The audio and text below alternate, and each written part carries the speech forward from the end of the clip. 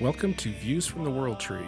On today's episode, we talk about the origins of the Labor Day holiday in the United States, our own work experience, and we have a discussion about the work ethic and motivation of today's workforce from the perspective of the in-between generation of the elder millennial.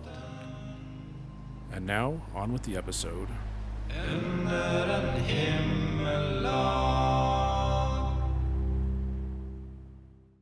Hey everybody.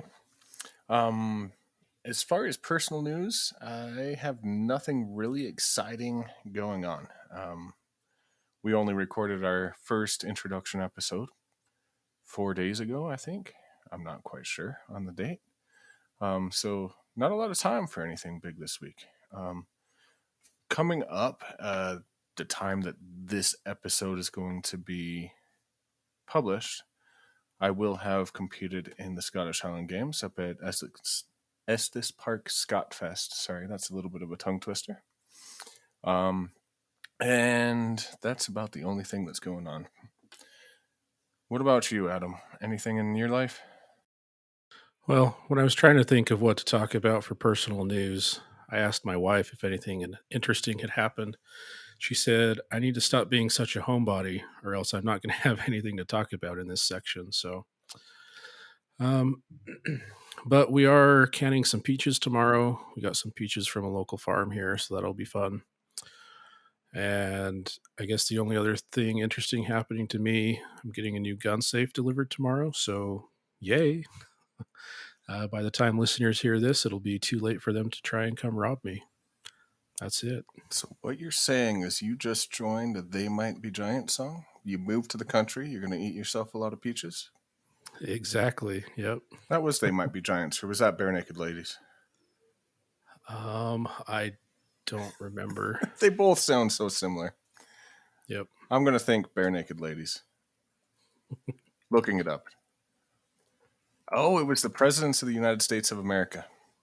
Oh, that's right. Man. Yep.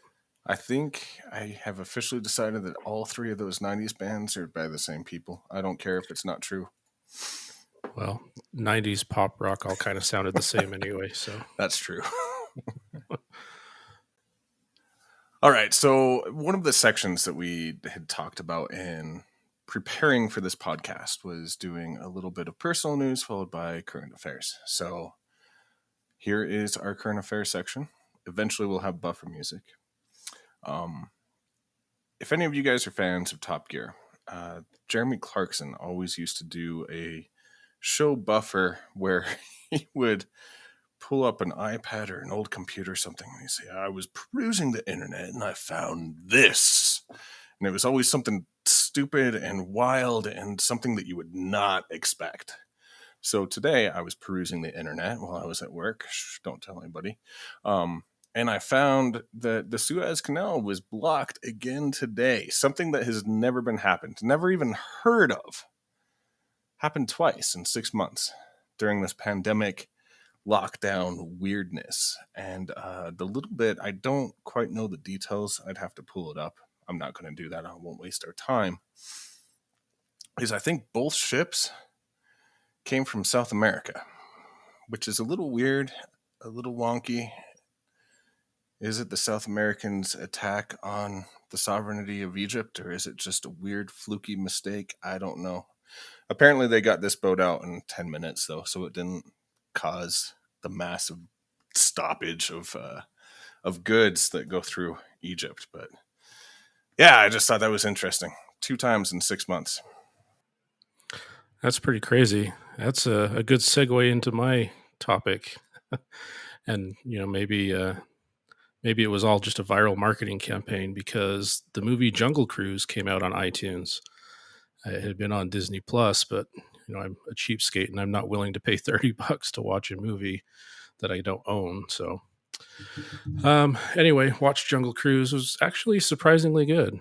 I think The Rock did pretty well, and Emily Blunt, they played really well together.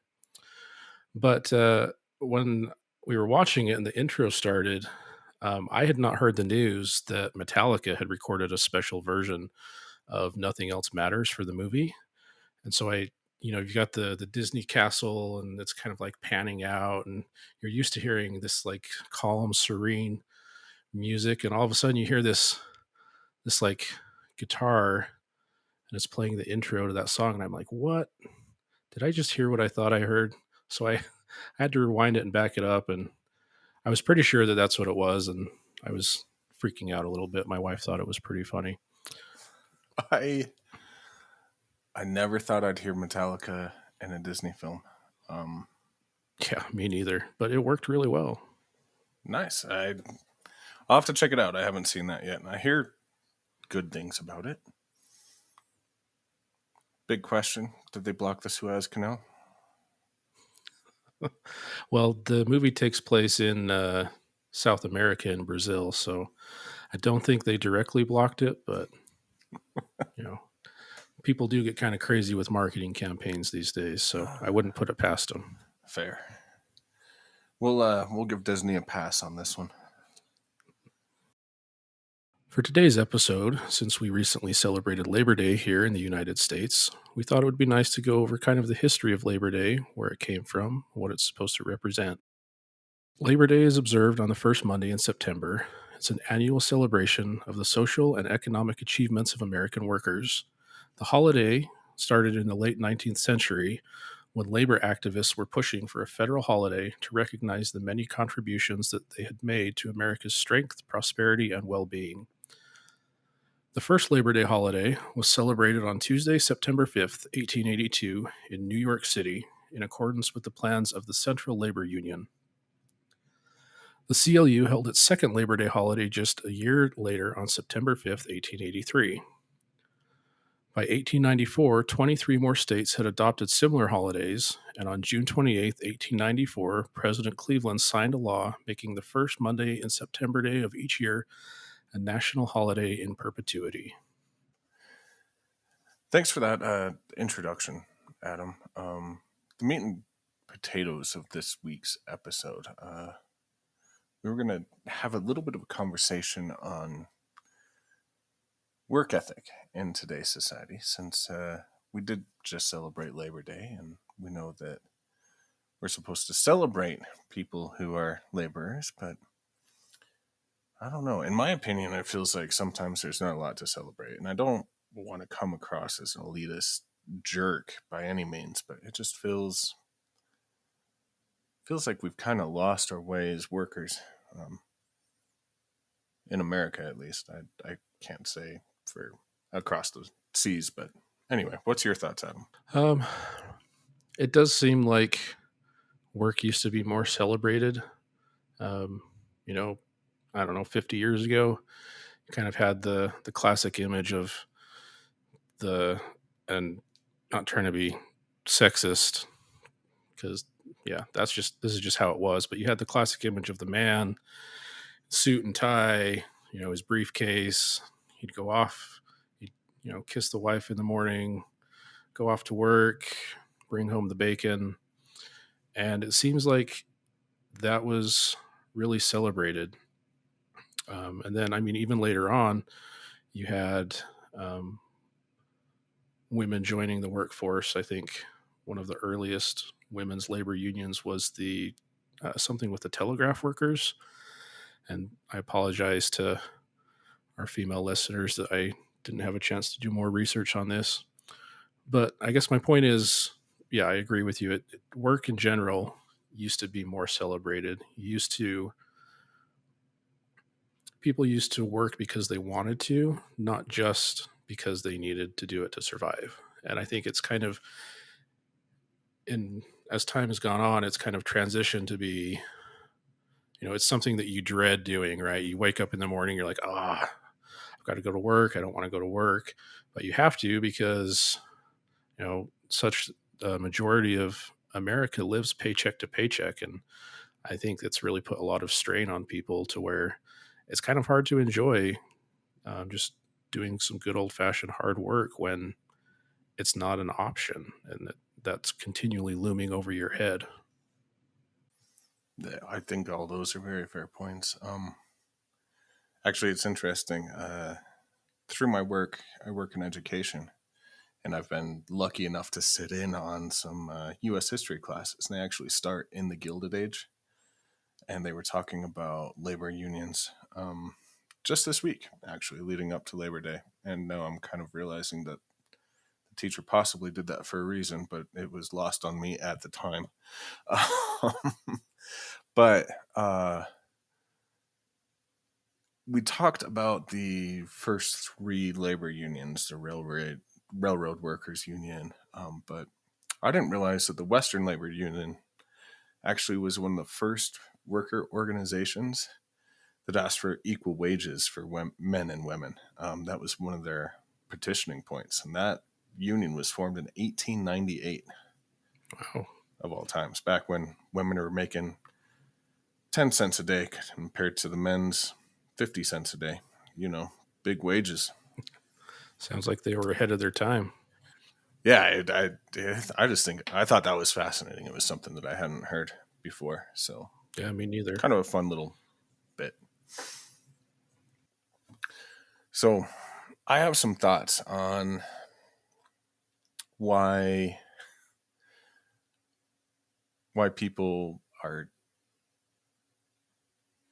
not as motivated by work nowadays as we used to be.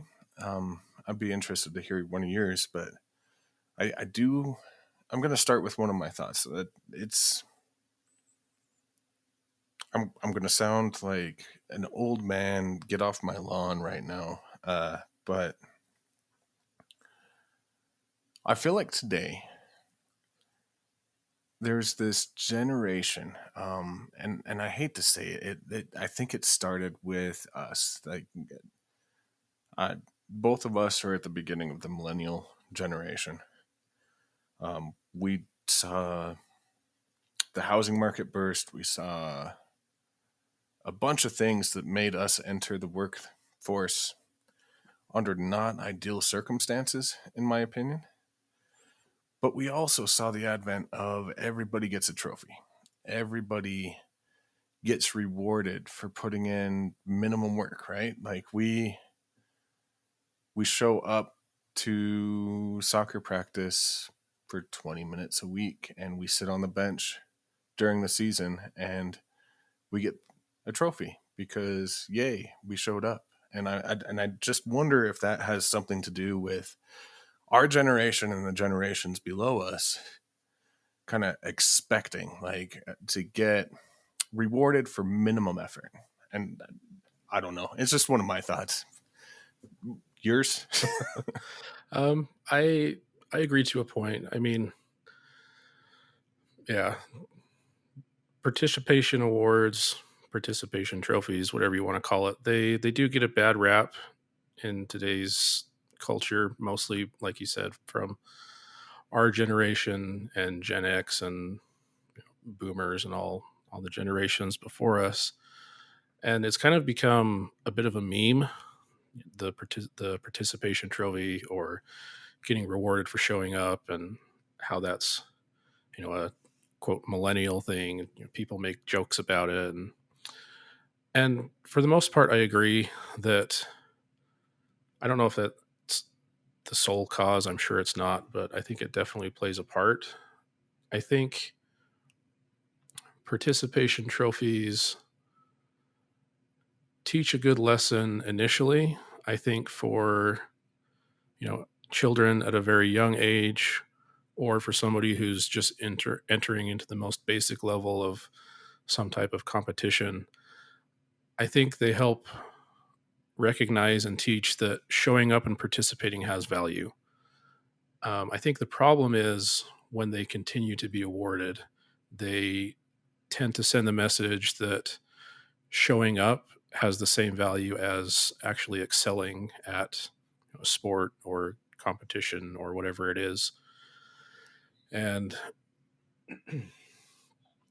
I think I alluded to this on the last episode, but I've done a lot of dog training, and let me preface this by saying I don't think that kids are like dogs, but the concept is the same, right? So in dog training, when you first start out with a puppy, you reward expected behavior with praise and with treats. Um, and you do that until the dog knows that that behavior is expected. Um, so, say you're teaching your dog to sit. You start out by giving the command and physically guiding them to sit, and then you praise them like crazy. You give them treats, but after they get the concept, you you still praise. You always praise because positive reinforcement yields better results than negative reinforcement. I mean, that's been proven in countless studies. But the praise is enough. You don't have to keep rewarding the dog for what it knows is expected. And it's only after that, or it's only when they do something above and beyond that you give the dog a treat. So maybe, like with my dog, in addition to verbal commands, we taught her um, nonverbal, like hand signals. And so after she mastered the verbal commands, we moved on to the hand signals. And when she did that, she would get a treat. But now she knows what's expected for the verbal command as well as the hand signal, and we don't treat her anymore. It's enough for her just to get our praise. And that was really long winded. Oh, no. I mean, I think Pavlovian conditioning has a lot to do with everything, not just dogs. Um, I know you're training, you're not conditioning to ring a bell and cause a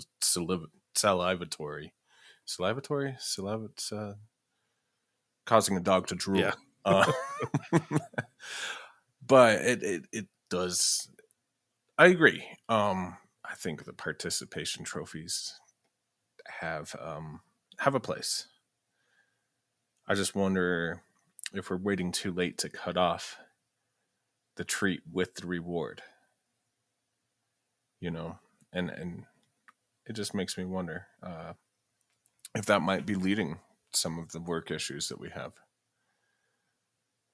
Anyway, what are your thoughts on possible issues with the workforce in today's society? We're going philosophical today. Um, I mean, I can only speak to my personal experience. I know that in my current job, part of what, and let me preface this by saying I love my job. I really do. Um, I don't look forward to going to work every day, but maybe that's just because I'm lazy. But I mean, knowing that I have to go to work, like we were talking about earlier, this is one of the better jobs that I've had. So, with that out of the way, one of the things that has always made me feel a little bit disenfranchised is kind of the wage gap um, between myself, who's a mid-level engineer, and say management, or even more so with executive leadership. And this has also become kind of a meme that I've seen on TikTok and other places. People make a joke about you've got the millennial sitting at the computer, and someone who makes 3 times their salary is saying, "Hey, can you convert this document to a PDF?" Right? Something that all of us know how to do. Um, and that does lead to a little bit of negative feeling in my experience. Like if this executive or manager is coming to me for something so basic, why is it that they make 3 or 10 times my salary in some cases? But I was expecting a meme about a anatomical shaped rocket that a recent multi-billionaire just took up into the space. But yeah, no. I'll keep quiet so we don't get delisted from Apple Podcasts. Does Bezos have anything to do with Apple? I don't know. He's got his hands in everything, probably. Fair. He probably goes to Sunday dinner at Tim Cook's house for all we know. That's probably a strong possibility, but yeah. jokes aside, I completely agree. The wage gap. As I was saying, we've been talking in history class at the school that I work at. I'm going to preface that many times. The school that I work at, not the one that I go to. All right. Because it makes me sound like I'm a mid 30 something year old still going to high school, which I guess in a way I am. As we've been talking about the Gilded Age, we were talking about the Rockefellers and the Van. I can't remember of all the Gilded Age families, but like the families that owned Steelworks, the families that owned Standard Oil, the DuPonts, the Rockefellers, the Carnegies, these guys, and really like looking at them, that the haves, right, and basically them making millions at the time, like not even converting to today's money, millions at the time, and the mid to late 1800s through the Great Depression, just really exploiting the workforce, right? And I know that in my position, it's really hard to be motivated to work when you have people in upper management. And I may get in trouble for saying this, but I'm gonna say it. I sat in on our union negotiations last year when they were up, and all of the upper management for the school. I'm just gonna call them upper management. So the district level employees were still remote all through this whole COVID situation, right? I work on the lowest tier. I work with an autism program with severe behavior issues. And the parents were raising a big fuss about how the kids aren't getting service. We need to send them in. We need to send them in. We need to send them in. And so before any of the regular ed teachers were even required to come back, they were still teaching remote. We were gowning up in medical gowns and the middle of late summer, that sounds ridiculous, but we're wearing these plastic gowns, we're wearing the KN95s, we're wearing the masks, we're wearing the goggles, we're servicing these kids. Had to be the worst experience for them. It was definitely the worst for us because the school district, assuming that the schools were vacant during this pandemic, which they were supposed to be, didn't turn on the AC for us.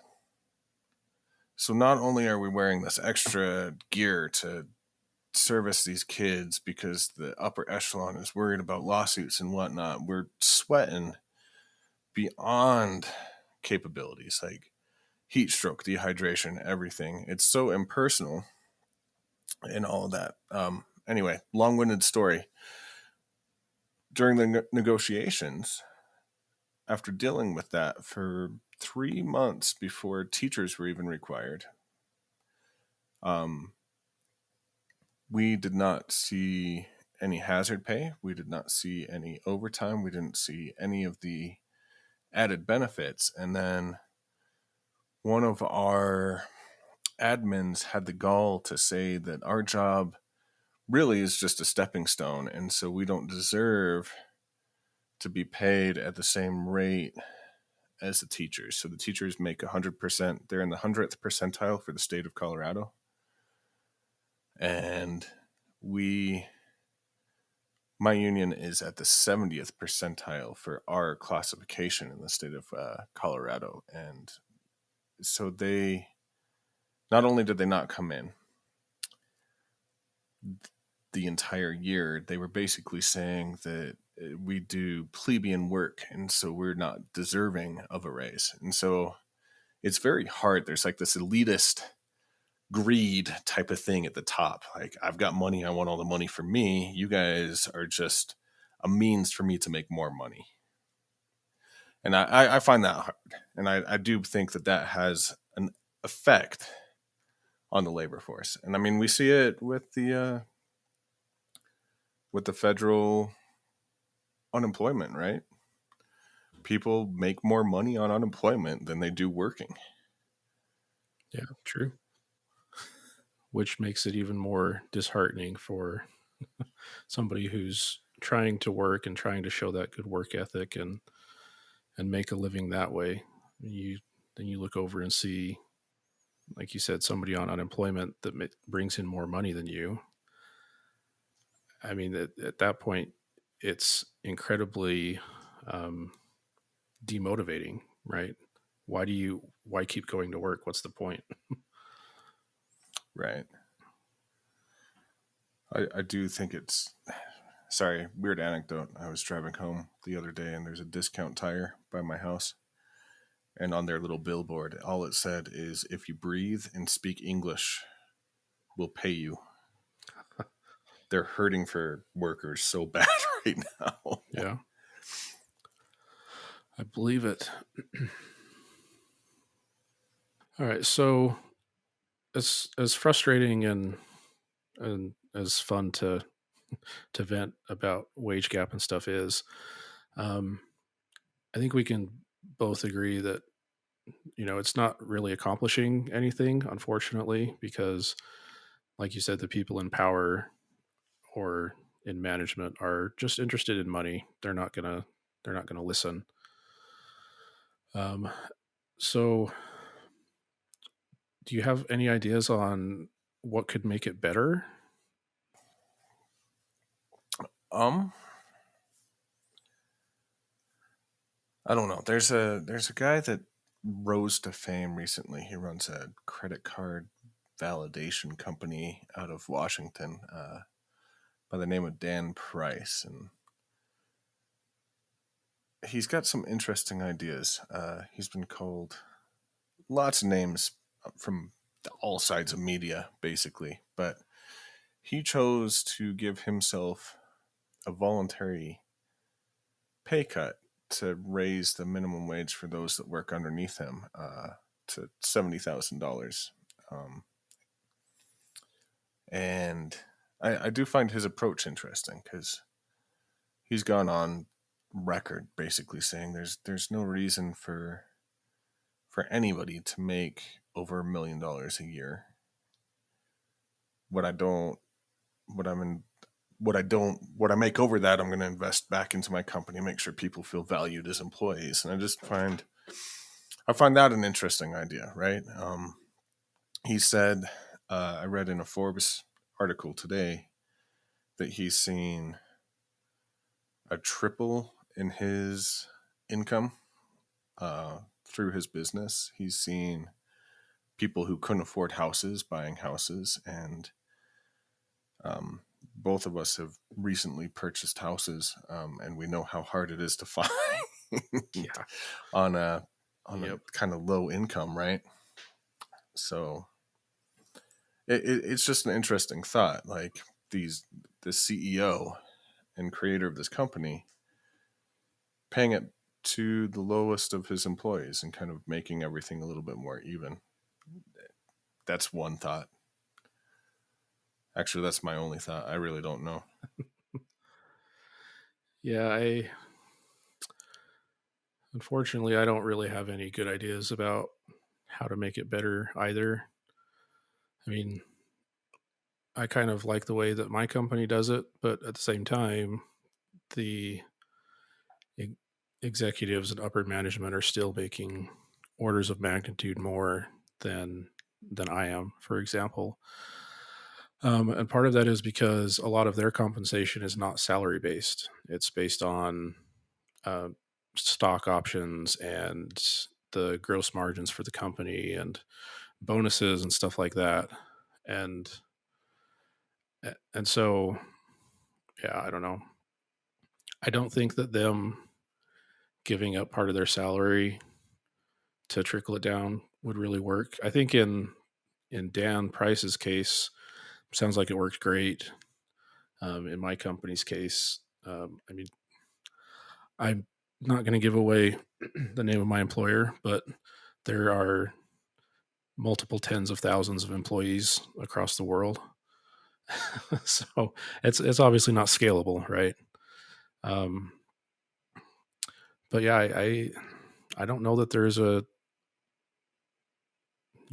perfect solution. I think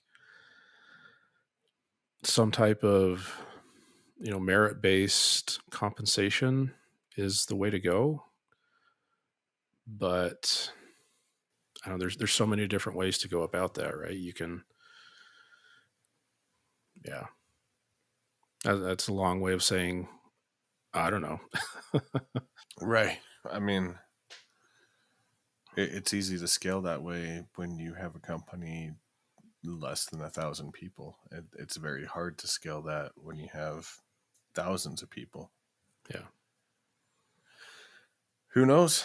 I mean, I think we're both kind of agreeing, though, that to get more out of your employees is to make your employees feel valued as people. yeah, agreed, definitely. And I guess that's the way that my company does salaries probably fulfills that requirement for me, because they, without going into too much detail, because I don't want this to go too long, um, they have different roles, right? You have technicians versus engineers versus managers. And then within that role, there's multiple ranks. You're ranked like a tech one to tech four, engineer one to engineer five, whatever.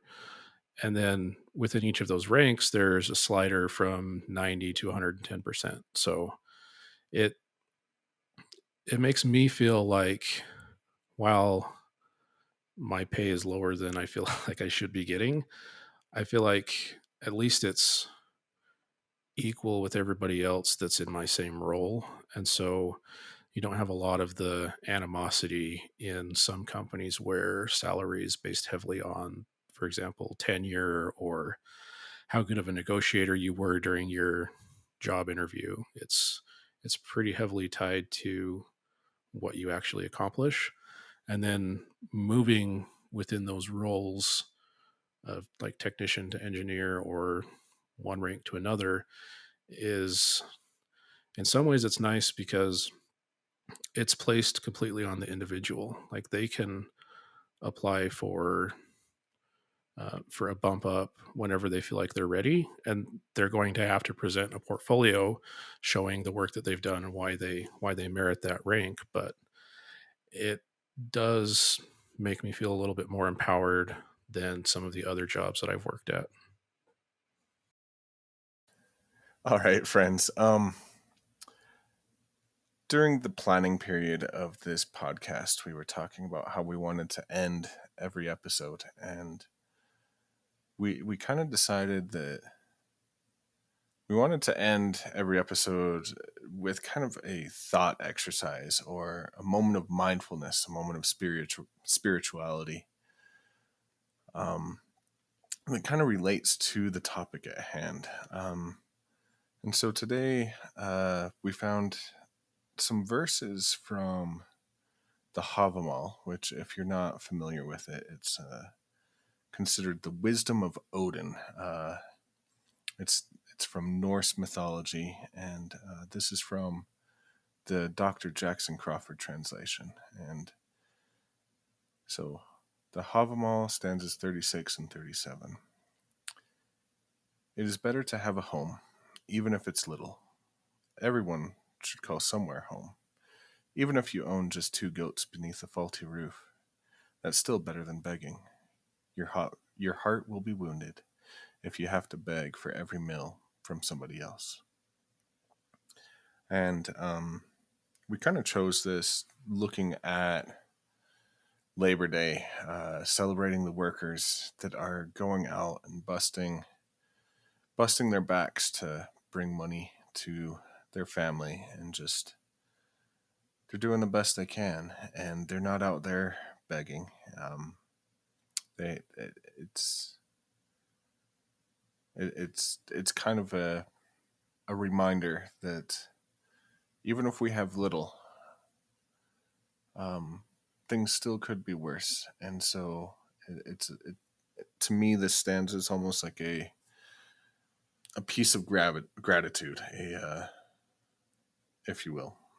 And I rambled long enough. Sorry, Adam. What's your thoughts on this one? No, I like it. I would echo what you said. It's, I have been working since technically I wasn't old enough to work.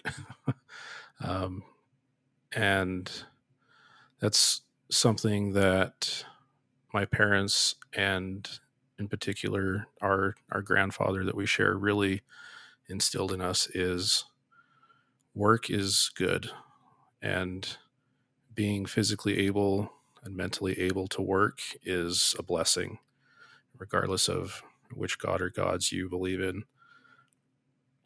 And I think that's what this is saying. I mean, it says even if all you have is a couple goats underneath a lean-to roof, that's better than nothing. And the prideful part of me wants to say that I deserve everything that I have in life because I have worked incredibly hard and for a very long time to get to where I am. But at the same time, I recognize that there's other people who don't have the opportunities that I've had. And so I guess in a way, this is going out to them, that, to the frontline workers, to the teachers, to the people who are out there grinding just to be able to put food on the table. That's, in my mind, that's the spirit of Labor Day, is celebrating those workers. Well said. Well, that wraps up this week's episode of Views from the World Tree. You can join us next Sunday for an episode all about conflict, with this weekend being September the 11th. We were going to talk a little bit about that. Possible discussion about how games such as Counter-Strike and Rainbow Six help or harm our relationships with people who may be different than us. Tune in next week. If you hated this episode, that's okay. We promise not to be upset. But on the other hand, if you enjoyed it, please consider leaving us a review on iTunes. It will help a lot with the algorithm. Also, follow us on social media. We do have bonus content on our TikTok and our YouTube channel. All of the links can be easily found at linktree/viewsfromtheworldtree. That's linktr.ee/viewsfromtheworldtree.